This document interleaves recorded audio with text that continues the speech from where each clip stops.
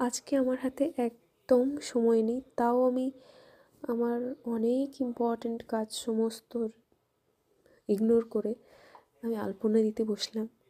আলপনা দেওয়াটা আমার কাছে খুব থেরাপিউটিক একটা বিষয়, কারণ